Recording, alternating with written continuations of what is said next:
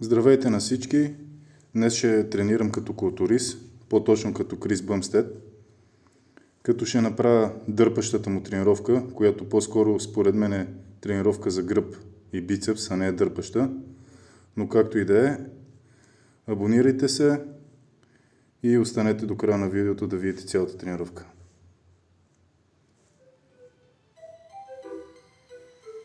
Първото упражнение, с което той започва тренировката си, е класически набирания.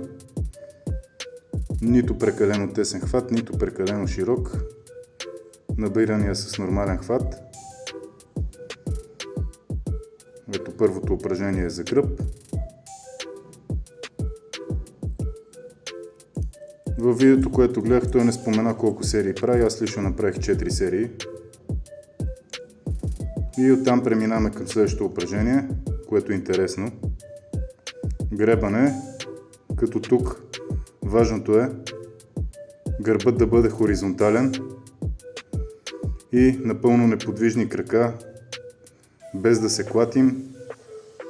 И както той казва, не слагайте прекалено тежко на щангата, защото почнем ли да се клатим и да разваляме стойката, значи упражнението не го изпълняваме както трябва.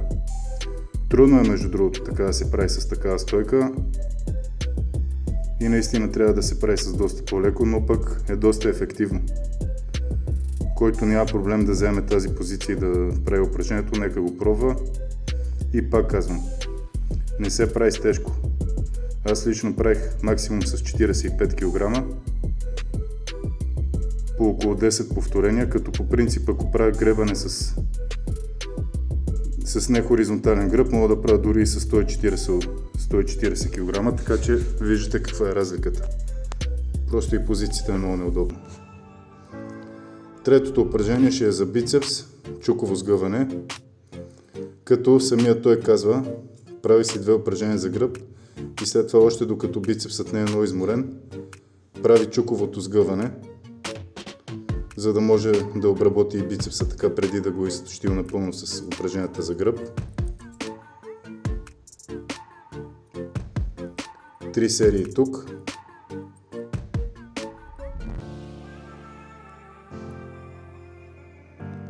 Между другото споменах ви, нали, че това се води дърпащата му тренировка, макар че не видях да е напълно дърпаща, защото той буквално направи само упражнения за гръб и бицепс. Не видях упражнения за трапец, за задно рамо, които също са дърпащи упражнения. Явно някъде другаде в програмата си е подредил или дори трапецът може би и не го тренира често.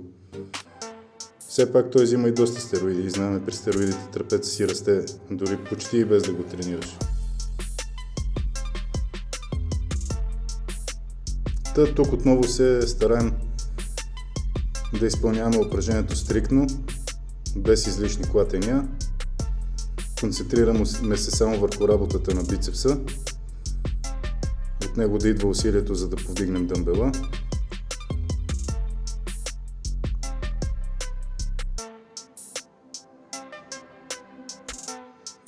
Между другото, като гледам, културистите не си дават смисъл, дават си зор в тренировките, нали? Да не прозвучи тъпо от моя страна, от към обем, от към серии и повторения не тренират много, което според мен за един натурален не е напълно оптимално, особено ако е по-напредно.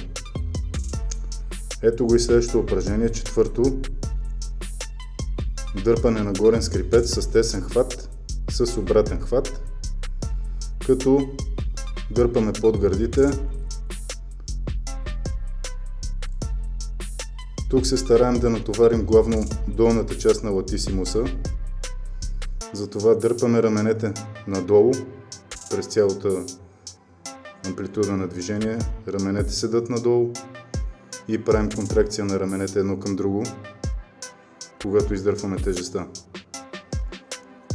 Отново не се стараем да сложим някакви извънземни килограми, които да се клатим.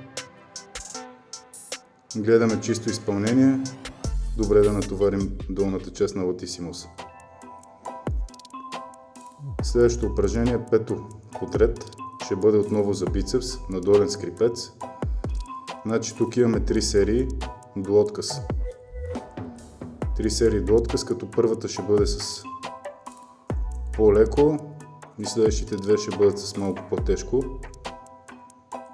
Отново да не се повтарям, но отново чисто изпълнение, максимална работа на бицепса, добра стойка вземаме, стягаме бицепса докато повдигаме нагоре.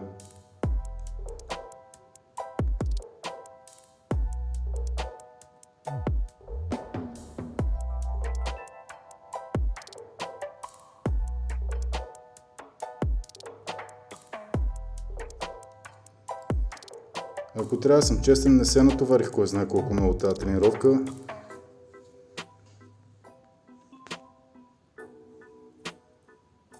Но кой съм аз да го кажа все пак? Аз съм един бодибилдър, любител, натурален, нито съм състезател, нито имам претенции за нищо. Преминаваме към следващото упражнение. Гребане на машина. Като тук важното е да направим седалката така, да си нагласим уреда, че ръцете ни да минават под гърдите. И отново, добра стойка, раменете седат ниско долу и при издърпване на тежестта работим само с гърба и се стараем да съберем рамената едно към друго.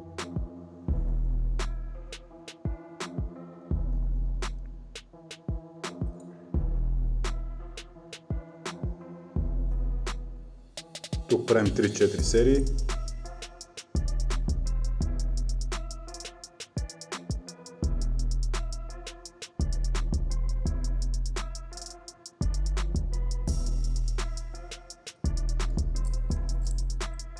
Като най-важното е да усещаме натоварването в гърба, а не да слагаме прекалено тежко. И дойде време за последното упражнение, то ще е за бицепс, както вече виждате. Бицепсово сгъване с дъмбели, като тук ще направим една мега дроп серия.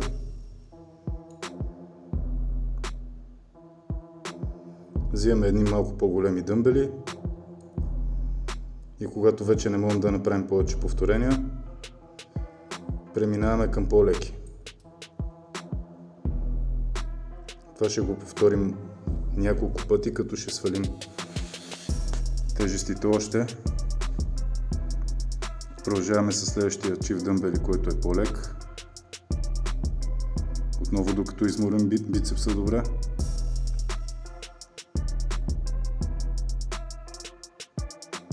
И преминаваме към следващите дъмбели, които пак са вече по-леки.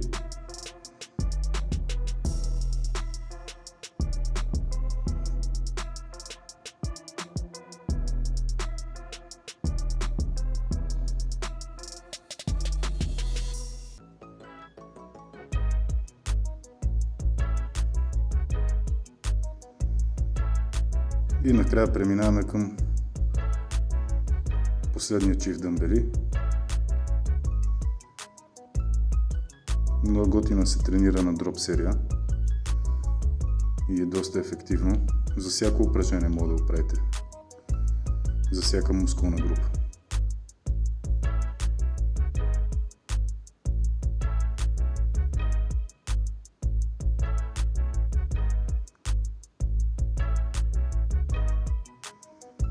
Приключваме, правим си почивката и след това правим още една такава дроп серия.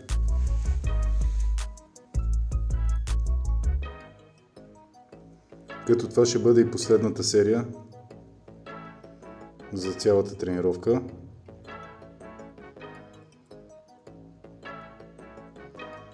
Между другото, понеже и на мен ми се падаше ден за дърпаща тренировка, направих след това и по едно упражнение за задно рамо и трапец. Макар че Крис Бъмстед не ги направи в тренировката си. Както казах, той за него явно дърпащата е гръб и бицепс.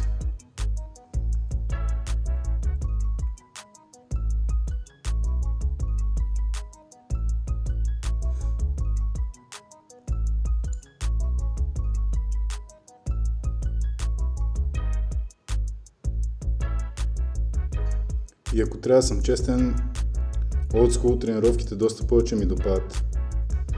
Ще дам пример, да кажем, с Арнолд Шварценегер. Доста повече ме натоварват, отколкото тези на Крис, но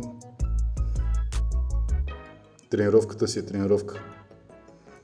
За мен лоша тренировка няма. Щом си в залата и тренираш, значи пак правиш нещо, което е достойно за уважение.